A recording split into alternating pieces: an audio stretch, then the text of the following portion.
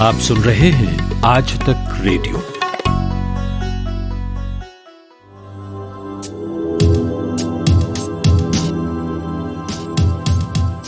नमस्कार, स्वागत है आपका आज तक रेडियो के पॉडकास्ट कोरोना कवरेज में। मैं हूं अंजुम शर्मा। इस पॉडकास्ट में हम आपको देते हैं कोरोना वायरस के नए अपडेट्स की जानकारी और बताते हैं कोरोना से जुड़े नए मेडिकल रिसर्च और ऐसी रिपोर्ट्स के बारे में जो कोरोना से निजात दिलाने की उम्मीद जगाती हैं। कोरोना कवरेज के इस एपिसोड में हम जानेंगे कि भारत में आखिर क्यों हो रही है पोस्ट कोविड रिकवरी सेंटर्स खोले जाने की बात। समझेंगे कि कैसे आपकी आंखों पर कोरोना संक्रमण करता है वार, और अंत में सुनवाएंगे बातचीत क्वारंटीन सेंटर में भर्ती एक कोरोना संक्रमित व्यक्ति से। सुनेंगे उनके अनुभव और जानेंगे क्वारंटीन सेंटर्स की असलियत के बारे में। लेकिन सबसे पहले कोरोना से जुड़ी हेडलाइंस। देश में कोरोना मरीजों का कुल आंकड़ा करीब 29 लाख पहुंच गया है। अब तक 21 लाख से अधिक लोग ठीक हो चुके हैं, जबकि लगभग 55,000 लोगों की मौत हो चुकी है। देश में एक्टिव केस की संख्या करीब 7 लाख है। रिकवरी रेट 74% से अधिक हो चुकी है, तो केस दोगुने होने की अवधि अब 28.8 दिन तक हो गई है। स्वास्थ्य मंत्री डॉक्टर हर्षवर्धन ने वैक्सीन को लेकर एक अच्छी खबर सुनाई है कि भारत बायोटेक और ICMR की कोवैक्सीन इसी साल के अंत तक बाजार में आ जाएगी। वहीं केंद्रीय एक्सपर्ट ग्रुप ने 50 लाख डोज का पहला ऑर्डर देने की तैयारी कर ली है। सबसे पहले हेल्थ केयर वर्कर्स, सुरक्षा बलों और अन्य ग्रुप्स को वैक्सीन उपलब्ध कराई जाएगी। कोरोना संकट में बेरोजगार हुए औद्योगिक कामगारों के लिए सरकार की ओर से एक अच्छी खबर आई है। ऐसे कर्मचारियों को उनके पिछले 3 महीने के औसत वेतन की करीब 50% रकम अनएम्प्लॉयमेंट बेनिफिट के रूप में दी जाएगी। इस निर्णय से करीब 40 लाख कामगारों को फायदा हो सकता है। कोरोना के बढ़ते मामलों को देखते हुए पंजाब के मुख्यमंत्री कैप्टन अमरिंदर सिंह ने शादियों और अंतिम संस्कारों को छोड़कर अन्य सभी समारोहों पर 31 अगस्त तक के लिए राज्य में प्रतिबंध लगा दिया है। और चीन की राजधानी बीजिंग में स्वास्थ्य अधिकारियों ने लोगों के लिए सड़क पर मास्क पहनने की आवश्यकता को हटा दिया है। इस शहर में लगातार 13 दिनों से कोई मामला सामने नहीं आया है, जिसकी वजह से यह फैसला लिया गया है। ये अच्छी खबर है, लेकिन कोरोना से ठीक होने के बाद भी कुछ बीमारियां आपको घेर सकती हैं। जिस साइड इफेक्ट शब्द का इस्तेमाल हम दवाइयों के लिए करते हैं, क्या वो कोरोना के मामले में भी हो सकता है? अगर आप सोच रहे हैं नहीं, तो सावधान हो जाइए, क्योंकि बहुत से केस अब ऐसे भी आ रहे हैं और इन केसेस के आने के बाद पोस्ट कोविड रिकवरी एक चुनौती बनता जा रहा है। ये किस तरह की चुनौती है और कैसे इससे निपटने की तैयारी हो रही है, इसे समझने के लिए मैंने बात की इंडिया टुडे ग्रुप की पत्रकार मिलन शर्मा से। फिलहाल कोरोना वायरस से रिकवरीज में भारत काफी तेजी से बढ़ती जा रही है। ये जो नंबर है रिकवरीज के, तो हम 20 लाख से ऊपर रिकवरी देख चुके हैं इस हफ्ते ही।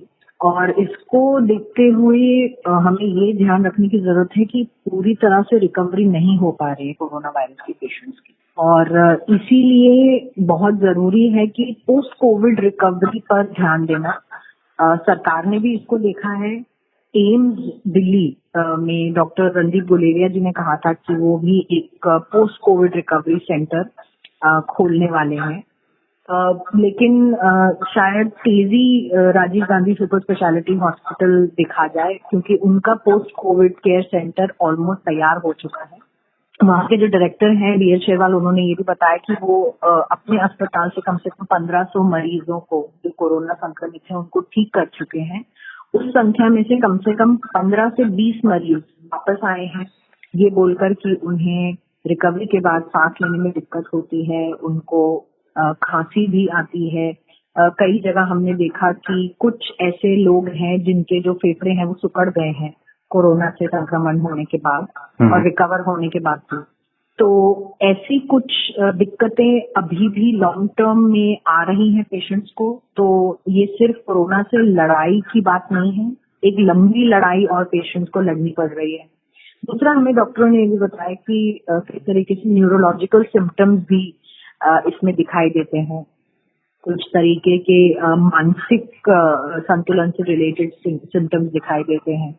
और एक तरीके से बहुत ज्यादा थकावट होना, सांस चढ़ जाना, कोमॉर्बिड पेशेंट्स में ये ज्यादा देखा जा रहा है, जिनको डायबिटीज वगैरह, हार्ट रिलेटेड कोई प्रॉब्लम्स हैं। एक व्यक्ति से हमने बात की भोपाल से, वो ये बता रहे थे कि डॉक्टरों ने उन्हें ये कहा है कि लंबे समय में, इन द लॉन्ग टर्म, उनको अस्थमा की प्रॉब्लम भी हो सकती है। तो ये सब चीजें अब सामने आ रही हैं धीरे धीरे। गृह मंत्री अमित शाह भी दोबारा एम्स में एडमिट हुए क्योंकि उनको हल्का सांस चढ़ना और हल्की सी तकलीफ, बदन दर्द वगैरह हो रहा था रिकवर होने के बाद। इस पर अब फोकस करना ज्यादा जरूरी है, क्योंकि कहाँ कहाँ कोरोना वायरस अपनी छाप छोड़ जा रहा है। सिर्फ फेफड़ों को ही इम्पैक्ट नहीं कर रहा है, बदन दर्द और ऐसी चीजें होना, इसका मतलब बाकी ऑर्गन्स को भी इम्पैक्ट कर रहा है। तो अभी चैलेंज यही है कि समझना कि कहाँ कहाँ कोरोना वायरस का जो इम्पैक्ट है बॉडी में, वो देखने को मिल रहा है। जी मिलन जी, आपने कोमॉर्बिड की बात की कि जो डायबिटिक हैं या जिनको पहले से कोई परेशानी है उनको ये ज्यादा हो रहा है। मैं ये जानना चाहता हूँ कि क्या ये जो स्वस्थ होकर लौट रहे हैं और जिनको पहले से कोई बीमारी नहीं थी, क्या कोई ऐसा कॉमन सिम्टम भी है कि भाई सबको हो सकता है, ऐसा नहीं है कि केवल कोमॉर्बिड में होगा?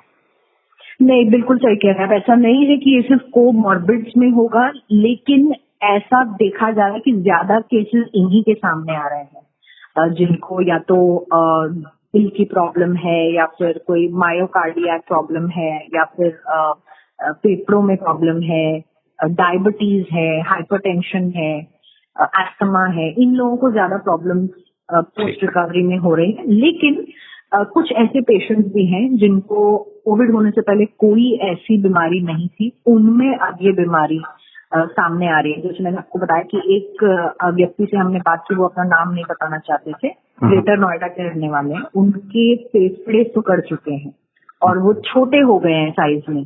तो इसको भी डॉक्टर्स इस वक्त जांच कर रहे हैं, इसमें देख रहे हैं कि किस तरीके का इम्पैक्ट हो रहा है फेफड़ों में और शरीर के बाकी ऑर्गन्स में। ठीक है, तो आपकी डॉक्टर से बात हुई इस बारे में, तो क्या अगर दोबारा किसी को परेशानी है तो क्या करे वो व्यक्ति? दोबारा जाकर उसको एडमिट होना चाहिए, दिखाना चाहिए, या फिर कुछ समय बाद वो लक्षण अपने आप चले जाएंगे? बिल्कुल, अगर किसी आदमी को रिकवरी के बाद तकलीफ हो रही है, सांस चढ़ रही है या दिक्कत आ रही है, तो जरूर अपने डॉक्टर से संपर्क करना चाहिए और उन्हें बताना चाहिए कि ऐसी तकलीफ हो रही है। पोस्ट रिकवरी क्लिनिक का मतलब ये नहीं है कि आपको दोबारा एडमिट होना है। पोस्ट रिकवरी क्लिनिक ये है कि आप जाएंगे, अपना चेकअप कराएंगे और डॉक्टर्स आपको उस हिसाब से सलाह देंगे और आपको कुछ ऐसी एक्सरसाइजेस बोलेंगे, अगर वो एक्सरसाइजेस से क्योर हो सकता है तो, या फिर कोई डायग्नोसिस बताएंगे। तो एक क्लिनिक इसलिए बनेगा ताकि वो जो कोरोना से रिकवर कर चुके हैं, उन्हें जो दिक्कतें आ रही है, उसको सरकार या अस्पताल एक तरीके से देखे। फिलहाल सरकारी अस्पतालों में ही कोविड केयर सेंटर या क्लिनिक शुरुआत करने की बात हो रही है, लेकिन जैसे जैसे हम आगे प्रोग्रेस करते जा रहे हैं इस डिजीज में, अब प्राइवेट अस्पतालों को भी शायद एक पोस्ट कोविड रिकवरी सेंटर या क्लिनिक जैसा, जहां पर लोग अपना चेकअप कराने के लिए आ पाए, बनाना पड़ेगा। मिलन शर्मा अभी जो पोस्ट कोविड रिकवरी की समस्याओं के बारे में बात कर रही थी, इसी से जुड़ी एक study clinical and experimental ophthalmology journal में प्रकाशित हुई है। स्टडी के मुताबिक कोविड आपकी आंखों पर काफी असर डालता है। आंखों के लाल होने से लेकर पानी आना, खुजली होना या सूजन जैसी तकलीफ अब लगातार बढ़ रही हैं।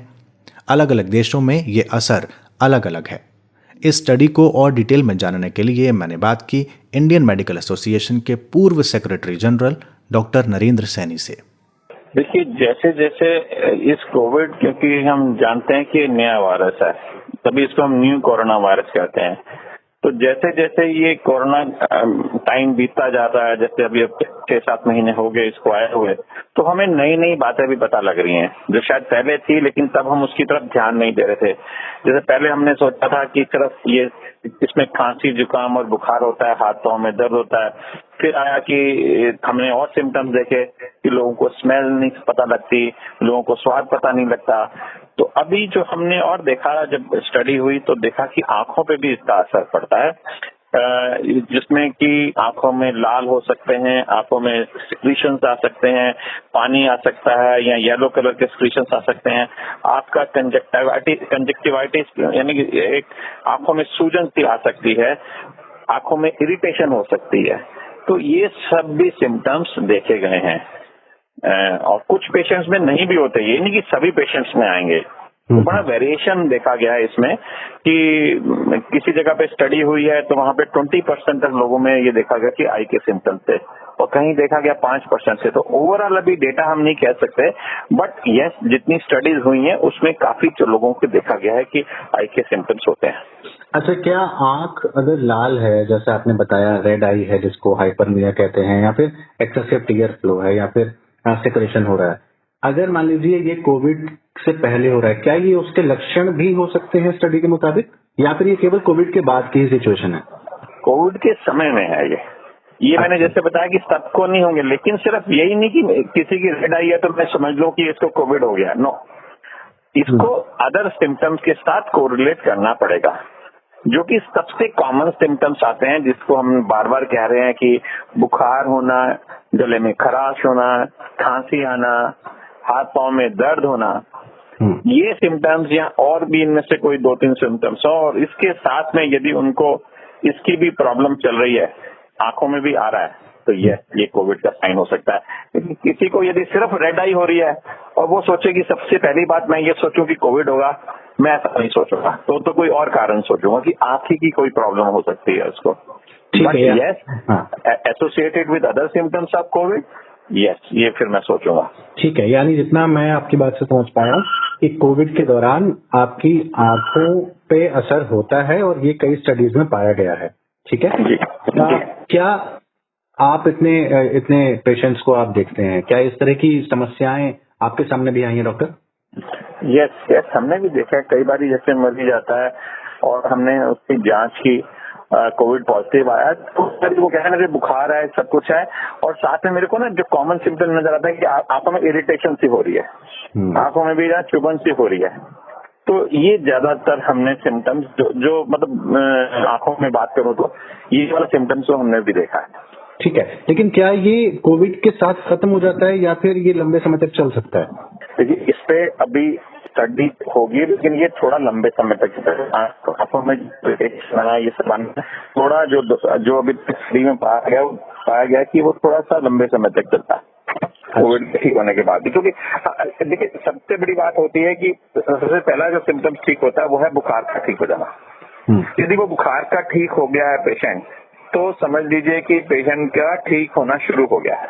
और यदि बुखार रह रहा है तो इट मीन्स वो ज्यादा इन्फेक्टिव है।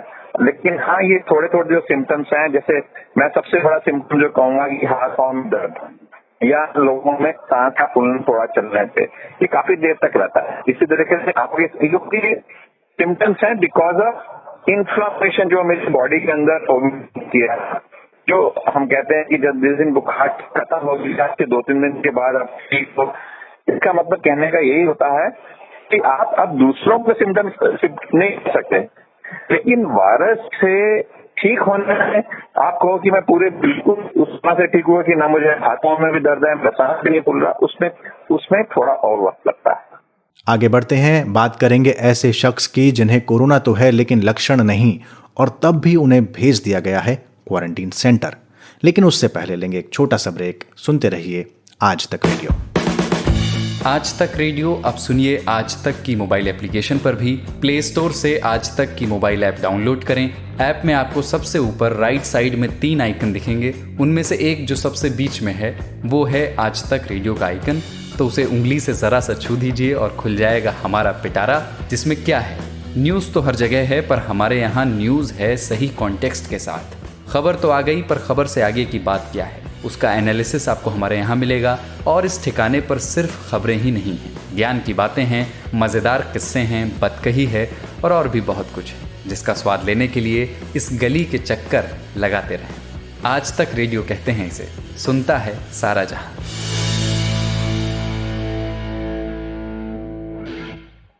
ब्रेक के बाद एक बार फिर से स्वागत है आपका आज तक रेडियो के इस पॉडकास्ट में। कोरोना कवरेज सुन रहे हैं आप, मैं हूं अंजुम शर्मा। ब्रेक पर जाने से पहले मैंने आपको बताया था कि आज हम आपको एक ऐसे शख्स से मिलवाएंगे जिनकी कोरोना वायरस की रिपोर्ट तो पॉजिटिव आई है, लेकिन उनमें कोरोना का एक भी लक्षण नहीं है। बावजूद इसके वो क्वारंटीन सेंटर में है। और सबसे चौंकाने वाली बात, उन्हें छुट्टी जब मिलेगी तो उनका कोविड का टेस्ट भी नहीं होगा।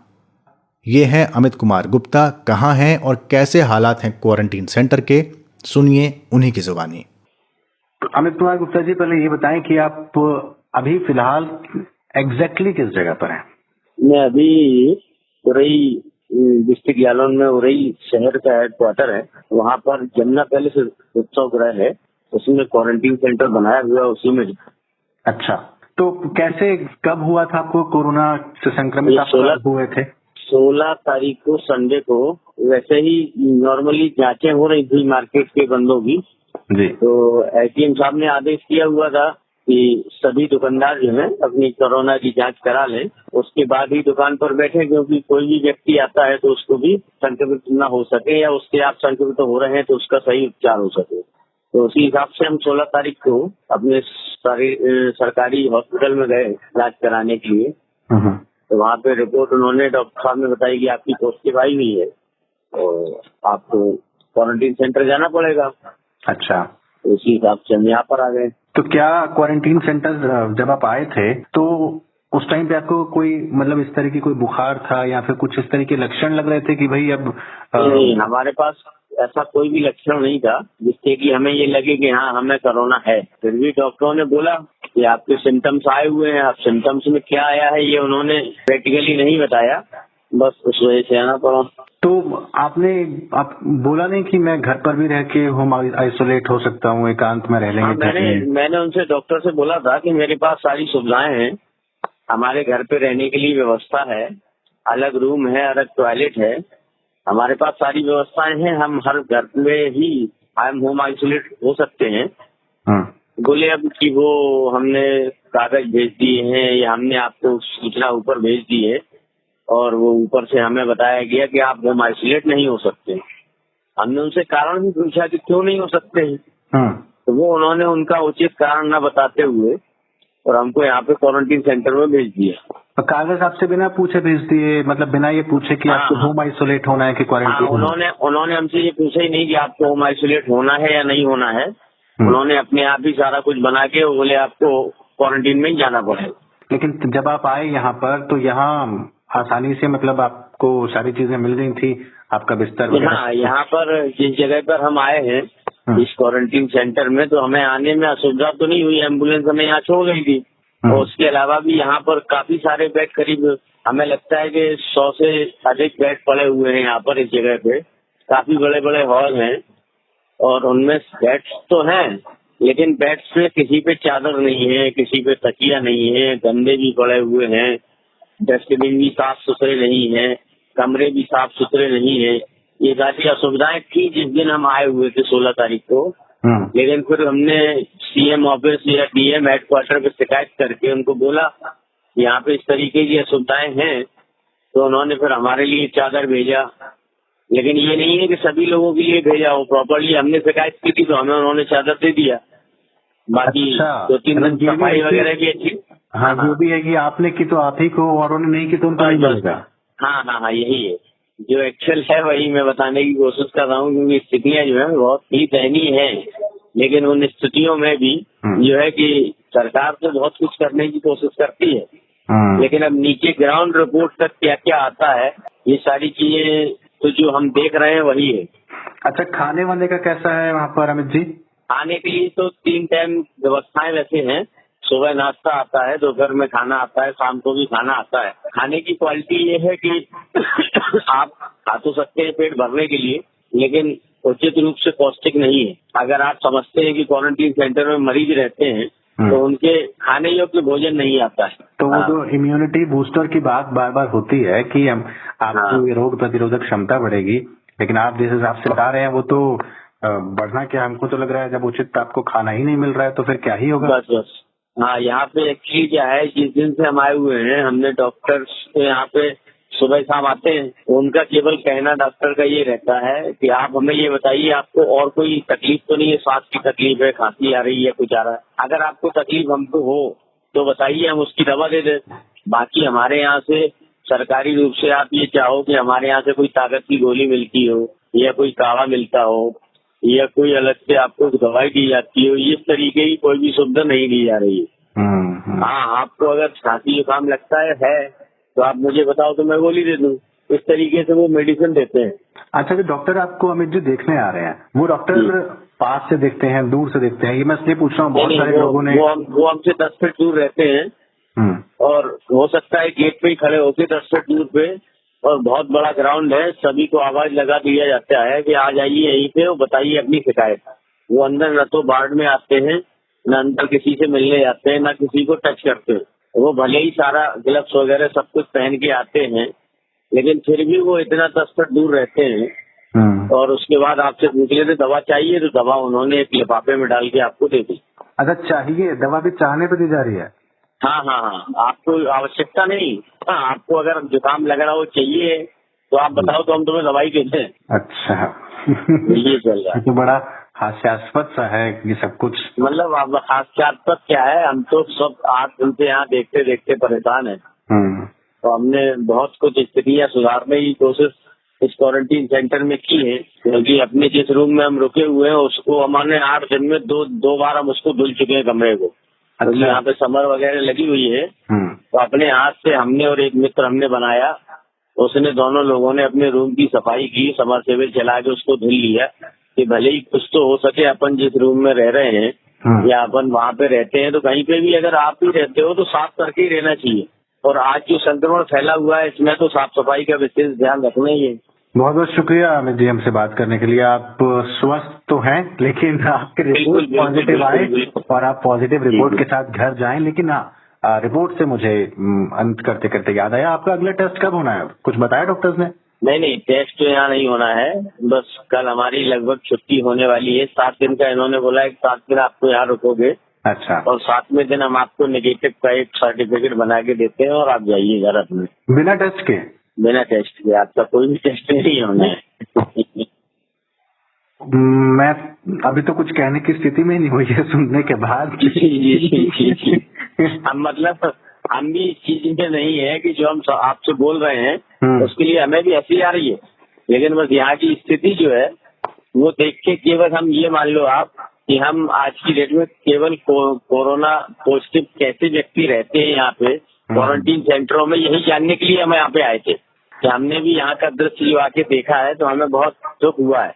चलिए अमित जी, आप कल घर पहुंचिए, आपको छुट्टी मिल रही है, ये बहुत अच्छी खबर है। लेकिन एक एहतियात के तौर पर कहूंगा कि आप अपना कोविड टेस्ट जरूर कराइएगा, और अगर आपको तब भी वो पॉजिटिव आ रहा है और आया तो आप होम क्वारंटीन जरूर हो जाइएगा, ताकि बाकी लोग आपसे संक्रमित होने से बच सके। जी बिल्कुल। बहुत बहुत शुक्रिया बातचीत करने के लिए। जी सर। देश के क्वारंटीन सेंटर्स की एक तस्वीर ये भी थी। तो आज के कोरोना कवरेज में फिलहाल इतना ही। ये पॉडकास्ट आपको कैसा लगा ये हमें ज़रूर बताइएगा। हमारा मेल आईडी है radio@aajtak.com। कोरोना कवरेज के अगले एपिसोड में आपके लिए फिर से लाएंगे कोरोना से जुड़ी हर ज़रूरी अपडेट। तब तक अपना और अपने परिवार का ख्याल रखें।